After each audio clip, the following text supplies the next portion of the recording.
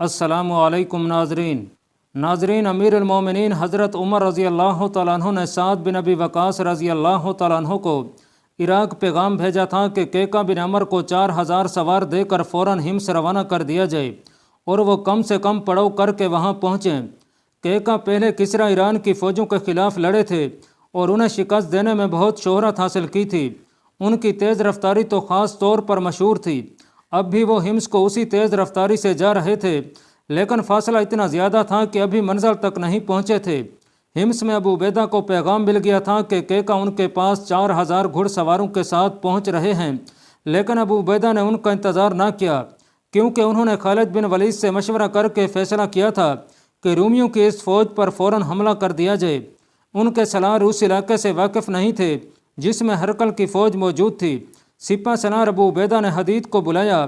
حدید تو اس علاقے میں رہ کر آیا تھا، اس لیے وہاں کے خد و خال سے ہی نہیں بلکہ چپے چپے سے واقف تھا۔ اس نے سپہ سالار کو وہاں کی زمین نہایت اچھی طرح سمجھا دی۔ وہ علاقہ میدانی نہیں، پہاڑی اور جنگلاتی تھا۔ حملے اور لڑائی کا پلان اس کے مطابق بنایا گیا۔ اسی روز پیش قدمی کا حکم دے دیا گیا۔ حدید اپنے 2-3 ساتھیوں کے ساتھ ہراول کے دستے کے ساتھ گائیڈ کے طور پر گیا۔ ادھر ہرقل اور قسطنطین ابھی فیصلہ نہیں کر سکے تھے کہ فوج کو یہیں رہنے دیں یا بزنطیہ بلا کر قلعہ بند ہو جائیں۔ تاریخ سے اتنا پتہ چلتا ہے کہ ہرقل بری طرح بوکھلایا ہوا تھا اور تذبذب کے عالم میں تھا۔ اپنی فوج کو بہرحال اس نے ہر وقت تیار رہنے کا حکم دے دیا تھا۔ ابو عبیدہ چاہتے تو یہ تھے کہ اچانک رومیوں پر جا پڑیں، لیکن ایسی توقع نہیں رکھی جا سکتی تھی کہ وہ رومیوں کو بے خبری میں جا لیں گے، کیونکہ ہرقل کے مخبر اور جاسوس ہمس میں بھی موجود تھے اور ان کا بحر کے علاقے میں بھی موجود ہونا یقینی تھا۔ حضرت ابو عبیدہ نے اپنے لشکر کو 3 حصوں میں تقسیم کر دیا تھا۔ ایک حصے کو سیدھا جانا تھا اور 2 حصوں کو دائیں اور بائیں دور دور نکل جانا تھا، اور دشمن کو یہ تاثر دینا تھا کہ حملہ آور فوج یہی ہے جو سامنے سے آ رہی ہے۔ ابو عبیدہ درمیان والے حصے کے ساتھ تھے۔ اس حصے کی پیش قدمی کی رفتار کم رکھی گئی تاکہ دائیں اور بائیں والے حصے اپنے اپنے مقام تک پہنچ جائیں اور پھر سامنے سے حملہ کیا جائے۔ ناظرین، ان پہلوں والے دستوں کو دور کا چکر کاٹ کر جانا تھا۔ فاصلہ اتنا زیادہ نہیں تھا کہ پیش قدمی میں دن ہی گزر جاتا۔ فجر کی نماز کے بعد چلا ہوا لشکر اس وقت لڑائی کے مقام پر پہنچ گیا جب سورج سر پر آ رہا تھا۔ جو ہی ابو عبیدہ کے دستے پہاڑیوں سے نکل کر اس کشادہ میدان میں پہنچے جہاں رومی فوج موجود تھی، تو انہوں نے دشمن کو لڑائی کی ترتیب میں تیار پایا۔ اس سے ظاہر ہوتا تھا کہ ہرقل کو پہلے ہی اطلاع مل چکی تھی۔ ہرقل خود میدان جنگ میں نہیں تھا، کمان اس کے بیٹے قسطنطین کے ہاتھ میں تھی۔ مسلمانوں کے لشکر کو دیکھ کر اس نے بڑے ہی پرجوش لہجے میں اپنی فوج کو للکارا اور کہا کہ وہ دیکھو تمہارا دشمن کتنی تھوڑی تعداد میں ہے اور تم اسے آسانی سے کاٹ دو گے۔ اس کے ساتھ ہی قسطنطین نے اپنی فوج کو دائیں بائیں اور زیادہ پھیلا دیا۔ ناظرین، اس زمانے کا ایک دستور یہ بھی تھا کہ لڑائی شروع ہونے سے پہلے دونوں طرفوں سے ایک دوسرے کو للکارا جاتا تھا کہ ہمارے ایک بہادر کے مقابلے میں اپنا کوئی بہادر باہر نکالو۔ اس طرح دونوں طرفوں سے ایک ایک آدمی دونوں فوجوں کے درمیان جا کر مقابلہ کرتے تھے، جو کسی ایک کے مارے جانے تک جاری رہتا تھا۔ عموماً خالد بن ولید رضی اللہ تعالیٰ عنہ ایسے کئی مقابلے لڑ چکے تھے اور ان انفرادی مقابلوں میں انہوں نے رومیوں کے کئی جرنیل ہلاک کیے تھے، لیکن اس لڑائی میں ایسا کوئی مقابلہ نہ ہوا۔ ابو عبیدہ نے آمنے سامنے کے حملے کا حکم دے دیا اور مجاہدین نعرہ تکبیر کی گرج کے ساتھ پورے جوش و خروش سے دشمن کی طرف بڑھے۔ چند منٹوں میں ہی دونوں فوجیں گتھم گتھا ہو گئیں۔ رومیوں کا جرنیل انتھونیس یوکلس کے ساتھ ایک پہلو پر تھا۔ وہ اس طرح یوکلس کو ہر بات بتا رہا تھا جس طرح استاد اپنے شاگرد کو سبق دیا کرتا ہے۔ چونکہ وہ جرنیل تھا، اس لیے سپاہیوں کی طرح لڑ نہیں رہا تھا بلکہ لڑا رہا تھا۔ اس کے اور یوکلس کے ہاتھ میں تلواریں تھیں اور گھمسان کی لڑائی ان تک پہنچ رہی تھی۔ یوکلس آگے بڑھ کر لڑنا چاہتا تھا، لیکن انتھونیس اسے آگے نہیں جانے دے رہا تھا۔ وہ یوکلس کو پینترے اور لڑائی کے داؤ پیچ بتا رہا تھا۔ رومی فوج جم کر لڑ رہی تھی۔ وہ تو بد دل اور کم حوصلہ فوج تھی، کیونکہ اس پر مسلمانوں کی دہشت پہلے ہی طاری تھی۔ توقع نہیں تھی کہ رومی سپاہی اس طرح لڑیں گے، لیکن وہ شاید اس خیال سے جم گئے تھے کہ مسلمانوں کی تعداد خاصی تھوڑی تھی۔ قسطنطین اپنی اس فوج کو بڑی اچھی طرح کنٹرول کر رہا تھا اور فوج کو دائیں بائیں اس طرح پھیلانے کی کوشش میں بھی تھا کہ پہلو سے مسلمانوں پر حملہ کیا جائے۔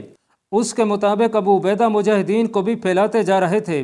اس طرح گھمسان کی یہ لڑائی وہاں تک جا پہنچی جہاں انتھونیس اور یوکلس سے۔ انتھونیس لڑائی میں الجھ گیا اور اس کی توجہ یوکلس سے ہٹ گئی۔ وہ دیکھ نہ سکا کہ یوکلس جوانی کے جوش میں بھول گیا تھا کہ وہ جرنیل تو نہیں لیکن جرنیلی حیثیت کا آدمی ہے۔ وہ تیغ زنی کے جوہر آزمانا چاہتا تھا۔ وہ ایک ہی ہاتھ سے لڑ رہا تھا اور گھوڑے کی لگام اپنے منہ میں لے رکھی تھی۔ یہی اس کا کمال تھا کہ وہ گھوڑے کو بھی قابو میں رکھے ہوئے تھا اور لڑ بھی رہا تھا۔ انتھونیس نے دائیں بائیں دیکھا، اسے یوکلس اپنے ساتھ نظر نہ آیا۔ وہ پریشان ہو گیا، پریشان بھی اتنا کہ وہ لڑائی کو بھول گیا اور یوکلس کو ڈھونڈنے لگا۔ یوکلس جلد ہی اسے نظر آ گیا اور انتھونیس نے گھوڑا اس کی طرف دوڑا دیا۔ انتھونیس نے دیکھا کہ 2 مسلمان گھڑ سوار 2-3 رومی سواروں کے تعاقب میں گھوڑے دوڑاتے یوکلس کے قریب سے گزر گئے تھے۔ یوکلس نے اپنا گھوڑا ان کے پیچھے ڈال دیا۔ انتھونیس فوراً اس تک پہنچ کر اسے روکنا اور اپنے ساتھ رکھنا چاہتا تھا۔ اس نے دیکھا کہ 2 رومی گھڑ سوار یوکلس کے پیچھے جا رہے تھے۔ انتھونیس نے یہ عجیب منظر بھی دیکھا کہ قسطنطین اس طرف آ گیا تھا اور اس نے ایک جگہ گھوڑا روک لیا تھا۔ وہ اس فوج کا کمانڈر تھا اور اسے اس وقت فوج کے درمیان یا پیچھے میں ہونا چاہیے تھا۔ اس کے ساتھ ایک سوار علمبردار تھا اور صرف 2 محافظ تھے۔ وہ یوکلس کو مسلمان سواروں کے پیچھے جاتا دیکھ رہا تھا۔ ایک رومی سوار یوکلس کے قریب ہو گیا اور تلوار اس طرح بلند کی جیسے یوکلس کو مارنا چاہتا ہو۔ انتھونیس ان کے بالکل قریب پہنچ گیا تھا۔ اس نے جب دیکھا کہ اپنا ہی ایک سوار یوکلس کو تلوار مارنے لگا ہے تو انتھونیس نے گھوڑا اور تیز کر کے تلوار اس طرح رومی سوار کی پیٹھ میں اتار دی جس طرح برچھی ماری جاتی ہے۔ ایک اور رومی سوار یوکلس کے گھوڑے کے دوسرے پہلو پر تھا لیکن ذرا آگے تھا۔ انتھونیس نے دیکھا کہ وہ اپنا گھوڑا یوکلس کے گھوڑے کے ساتھ کر کے اسے روکنے کی کوشش میں تھا۔ صاف پتہ چلتا تھا کہ وہ یوکلس کو مارنا چاہتا ہے۔ انتھونیس نے اپنا گھوڑا اس کی طرف کر لیا اور رومی سوار اسے دیکھ نہ سکا۔ اس کی توجہ یوکلس پر تھی۔ انتھونیس نے اس کے دائیں کندھے پر تلوار کا ایسا زوردار وار کیا کہ اس کا بازو جسم سے الگ کر دیا۔ اس کی تلوار اسی ہاتھ میں تھی۔ انتھونیس نے یوکلس کو اپنے ساتھ لیا اور ایک طرف لے گیا۔ انتھونیس نے پرواہ ہی نہیں کی کہ قسطنطین نے اس کی یہ کارروائی دیکھی ہے یا نہیں۔ یہ کوئی معمولی جرم نہیں تھا کہ اس نے لڑائی کے دوران اپنے ہی 2 سپاہیوں کو مار دیا تھا۔ قسطنطین نے انتھونیس کی یہ ساری کارروائی دیکھی اور پھر منہ پھیر کر وہاں سے چلا گیا۔ آپ نے اپنے ہی آدمیوں کو کیوں کاٹ پھینکا ہے؟ یوکلس نے انتھونیس سے پوچھا۔ اگر میں انہیں دیکھ نہ لیتا تو یہ تمہیں کاٹ پھینکتے۔ انتھونیس نے کہا، اب مجھ سے الگ نہ ہونا۔ کیا آپ مجھے بتائیں گے نہیں کہ یہ کیا معاملہ ہے؟ یوکلس نے پوچھا۔ میں تو لڑنے آیا تھا۔ اپنے باپ اور بھائی کو میں دکھانا چاہتا تھا کہ میں دیکھنے میں ادھورا ہوں، اپنے فرائض کی ادائیگی میں ادھورا نہیں ہوں۔ شاید یہی دیکھنے کے لیے ہرکل نے مجھے آپ کے ساتھ بھیجا تھا۔ نہیں میرے بیٹے، انتھونیس نے کہا، تمہارے باپ اور بھائی نے تمہیں یہاں قتل کروانے کے لیے بھیجا تھا اور قتل ان 2 آدمیوں نے کرنا تھا جو تم تک پہنچ گئے تھے، اور ایک کی تلوار اور تمہاری گردن کے درمیان تھوڑا سا فاصلہ رہ گیا تھا اور دوسرا سوار اپنا گھوڑا تمہارے گھوڑے کی گردن سے لگا کر تمہیں روک رہا تھا۔ میں نہ دیکھ لیتا تو تمہاری ماں کو یہ خبر بتائی جاتی کہ تمہارا بیٹا بہادری سے لڑتا ہوا مارا گیا ہے۔ تم نے دیکھا نہیں کہ اس وقت قسطنطین اس طرف آ گیا تھا؟ اتنی زیادہ خون ریز لڑائی میں قسطنطین کو کہیں اور ہونا چاہیے تھا۔ وہ ادھر آیا تو تم پر حملہ ہوا۔ تمہارے یہ دونوں قاتل کوئی معمولی سپاہی نہیں تھے بلکہ 200-400 سپاہیوں کی کمان کرنے والے عہدے دار تھے۔ یوکلس یقیناً حیران نہیں ہوا ہوگا کہ باپ اور بھائی نے اسے قتل کرانے کی سازش کی تھی۔ مجھے بتائیں میں کیا کروں؟ یوکلس نے پوچھا۔ یہاں سے نکل جاؤ، میرے ساتھ رہو، انتھونیس نے کہا۔ اب تو مجھے بھی یہاں سے بھاگنا پڑے گا۔ میں نے کمان کرنے والے 2 عہدے داروں کو قتل کر دیا ہے۔ یہ کوئی نہیں سنے گا کہ قتل کی وجہ کیا تھی۔ میرے لیے اب سزائے موت ہے۔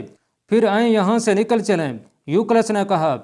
تم یوں کرو، انتھونیس نے کہا، یہ جو ٹیکری ہے اس کے پیچھے چلے جاؤ اور اس طرح بزنطیہ پہنچو کہ یہاں سے نکلتے تمہیں کوئی دیکھ نہ لے۔ سیدھے اپنی ماں کے پاس پہنچو اور اسے بتا دینا کہ یہاں کیا ہوا ہے اور میں نے تمہیں کیا بتایا ہے، اور آپ ابھی کچھ فیصلہ نہیں کیا۔ انتھونیس نے کہا، تم جاؤ۔ یوکلس ساتھ ہی ایک ٹیکری کے پیچھے چلا گیا اور وہاں سے اس نے بزنطیہ کا رخ کر کے گھوڑے کو ایڑ لگا دی۔ وہاں ایک گھڑ سوار کے نکل بھاگنے کا کسی کو پتہ نہیں چل سکتا تھا کہ فلاں بھاگ نکلا ہے۔ وہاں تو سینکڑوں گھوڑے بھاگتے دوڑتے میدان جنگ سے نکل گئے تھے۔ بعض گھوڑے اپنے سواروں کو پیٹھوں پر اٹھائے دوڑے جا رہے تھے۔ ان کا رخ انطاکیہ کی طرف تھا جہاں سے آگے بحیرہ روم کی بندرگاہ تھی۔ اس بندرگاہ پر وہ بحری جہاز کھڑے تھے جو مصر سے ہرکل کے لیے کمک لائے تھے۔ مورخوں کے مطابق 2-3 گھنٹوں تک رومی جم کر لڑتے رہے۔ ابو عبیدہ نے دیکھا کہ رومی کچھ زیادہ ہی جوش اور جذبے میں ہیں تو انہوں نے خالد بن ولید کو اشارہ کیا मुजाहिदीन के लश्कर के कुछ दस्ते दाएं को और कुछ बाएं को चले गए थे। ये खालिद बिन वलीद के ज़ेर कमान थे। उन्होंने इन दस्तों को ऐसी खूबी से पहाड़ियों के पीछे छुपा दिया था कि रूमी उनसे बेखबर रहे। पेश कदमी के दौरान उन्हें दूर से ही पहाड़ियों के अंदर भेज दिया गया था। यह खालिद बिन वलीद की एक खसूसी चाल होती थी जिससे उन्होंने अपने से कई गुना ताकतवर दुश्मन को कई मैदानों में बहुत बुरी शिकस्तें दी थीं। यहाँ भी उन्होंने रूमियों को यही धोखा दिया। अबू उबैदा ने इशारा किया तो खालिद बिन वलीद ने दाएं बाएं काजदों को यह पैगाम देकर दौड़ा दिया कि टूट पड़ो। पहलू के उन दस्तों के कमानदार बेताबी से इस हुक्म के मुंतज़िर थे। वो पेचो ताब खा रहे थे कि उनके भाई लड़ रहे हैं, अपना और दुश्मन का खून बहा रहे हैं और वो पहाड़ियों के अंदर आराम से छुपे बैठे हैं। आखिर उन्हें हमले का हुक्म मिला। दुश्मन के दोनों पहलुओं से पहाड़ियों के अंदर घोड़े सरपट दौड़ते इस तरह निकले जिस तरह सैलाब बंद तोड़कर गुर्राता ठाठे मारता बाहर आता और जो कुछ भी सामने आता है खसो खाशाक की तरह बहा ले जाता है। कुछ घुड़सवार रोमियों के हक में चले गए। कुस्तनतीन के लिए दो ही रास्ते रह गए थे, अपनी फौज को कटवा लेता या भाग निकलता। उसने दूसरा रास्ता इख्तियार किया, अपनी फौज को मुजाहिदीन की तलवारों और बर्चियों से कट मरने और उनके घोड़ों तले रोंदे जाने के लिए छोड़कर भाग निकला। रोमी सिपाह कट कट कर गिरने लगी। मैदान जंग के इर्द गिर्द पहाड़ियाँ, टेकरियाँ और चट्टानें थीं। रोमी जो लड़ाई से निकल सके वो पहाड़ियों के अंदर चले गए और बच निकले।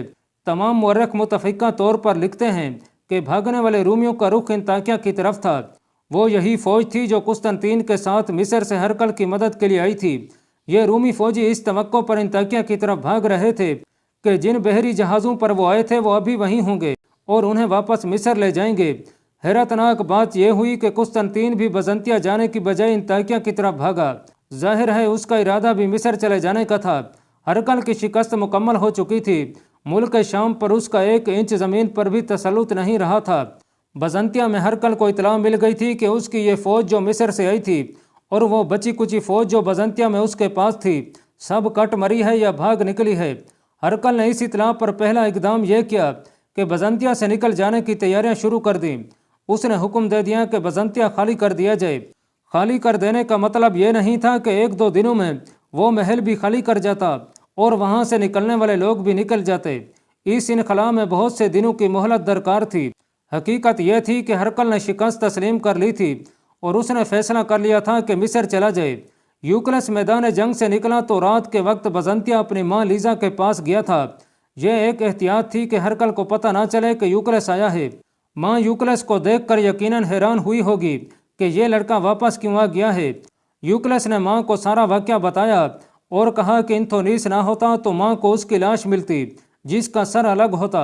यूक्लिस लीजा का इकलौता बेटा था। वो तो ऐसी चौंकी कि उसकी आंखें ठहर गईं और मुंह खुल गया। फिर उसके चेहरे पर गुस्से का तासुर आ गया और वो दांत पीसने लगी। जालिम जल्लाद, लीजा ने दांत पीसते हुए कहा, मैं उसे जहर पिलाने आई थी लेकिन मेरे दिल में उसकी ऐसी मोहब्बत पैदा हुई कि मैंने उसे साफ बता दिया था कि मैं किसरा ईरान की तरफ से उसके लिए सरापा धोखा और फरिश्ते अजल बनकर आई थी। 1-2 दिनों बाद इंथोनीस भी बजंतिया पहुंच गया लेकिन उसने भी ऐसी एहतियात की कि हरकल को पता ही ना चल सका कि उसका एक जर्नैल मैदान जंग से आया है। वो अपने घर भी ना गया बल्कि किसी दोस्त के यहाँ या अपने किसी खुफिया ठिकाने पर चला गया। वो जर्नैल था और जर्नैल अमूमन शाही ख़ानदान से ताल्लुक़ रखते थे। इंथोनीस ने खुफिया तौर पर लीजा को पैगाम भेजा कि वो उसे आकर मिले। लीजा तो बड़ी बेताबी से उसका इंतज़ार कर रही थी। वो इंथोनीस से पूछने को बेताब थी कि उसे किस तरह पता चला था कि हरकल और उसका बेटा कुस्तनतीन यूक्लिस को कत्ल करना चाहते थे। यूं ही उसे इंथोनीस का पैगाम मिला वो चल पड़ी और इंथोनीस के पास पहुंच गई। वो एक आम औरत के लिबास में चेहरे पर नकाब डाले उसके पास गई थी ताकि कोई उसे पहचान न सके। लीजा, इंथोनीस ने पूछा, क्या तुम्हें अपना बेटा जिंदा और सलामत वापस मिल गया है? हाँ, मिल गया है, लीजा ने कहा। लेकिन ये सब हुआ क्या और हुआ कैसे? इंथोनीस ने कहा कि उसने उसे यही बताने के लिए बुलाया है कि वो यूक्लिस और मौत के दरमियान किस तरह आ गया था। ज़रा उस मंजर को सामने लाएं जब कुस्तनतीन हरकल के पास बैठा था और वह यूक्लिस के इस जुर्म पर तबादला ख्यालात कर रहे थे कि उसने नादारी की है और कबाइलियों में कुस्तनतीन के खिलाफ बदएतमादी की है। फिर हरकल ने यूक्लिस को सजाए मौत देने का फैसला सुना दिया और उसे कत्ल करवाने का जो तरीका उसके जहन में आया था वो कुस्तनतीन को बता दिया। हरकल के कमरे में एक नुखीज़ और बड़ी ही दिलकश कनीज़ भी मौजूद थी जो वक्फे वक्फे से हरकल को शराब पिलाती اور پھر الگ ہٹ کر اس طرح کھڑی ہو جاتی تھی۔ اس کے کان ہرقل اور قسطنطین کی باتوں پر لگے ہوئے تھے۔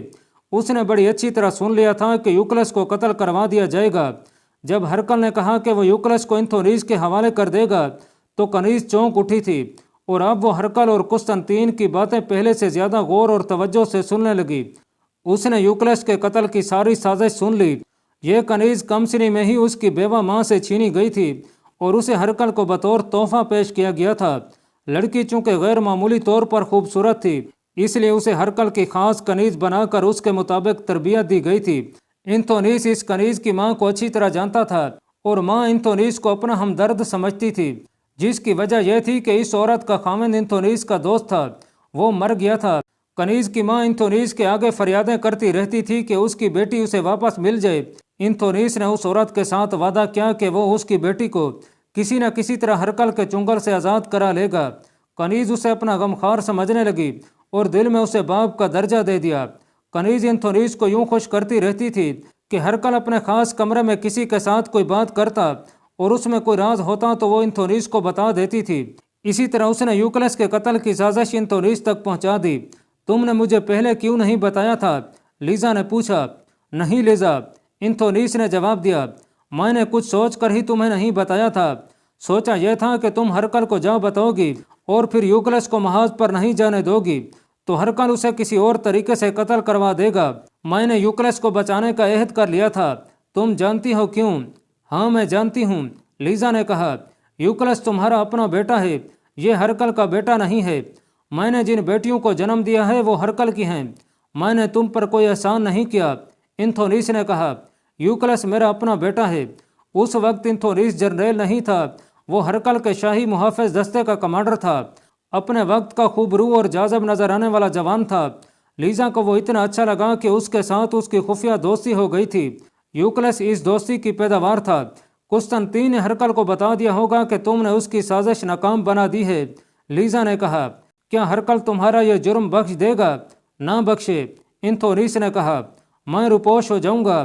جس روز پکڑا گیا وہ میری زندگی کا آخری دن ہوگا۔ ابھی یہیں چھپے رہو، لیزا نے کہا۔ کہیں بھاگنا ہے تو مجھے اور یوکلس کو بھی لیتے چلو۔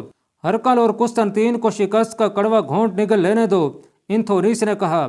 اس کے بعد سوچوں گا کہ مجھے کیا کرنا چاہیے۔ ادھر ہرقل کی بھاگی ہوئی فوج کے عہدیدار اور سپاہی بندرگاہ تک جا پہنچے اور بحری جہاز میں سوار ہو گئے۔ یہ جہاز انہیں لے کر مصر روانہ ہو گیا۔ امیر المومنین حضرت عمر رضی اللہ تعالیٰ عنہ ابھی ہمت سے خاصی دور تھے کہ ابو عبیدہ کا بھیجا ہوا قاصد ان تک پہنچا۔ ابو عبیدہ نے محاذ سے امیر المومنین کو پیغام بھیج دیا تھا کہ اللہ تعالیٰ نے انہیں فتح سے نوازا ہے اور اب اس لشکر کی ضرورت نہیں جو حضرت عمر ساتھ لا رہے تھے۔ امیر المومنین وہیں رک گئے۔ ان کے پاس اتنا وقت نہیں تھا کہ ہمس تک چلے جاتے، ابھی 5-6 دنوں کی مسافت باقی تھی۔ ہرقل کو تو فیصلہ کن شکست دے دی گئی تھی، لیکن عیسائی قبائل اپنے علاقوں میں پہنچے تو انہوں نے مسلمانوں کے خلاف مسلح بغاوت کر دی۔ اللہ پاک کمی بیشی معاف فرمائے۔ اللہ آپ کا حامی و ناصر ہو، آمین۔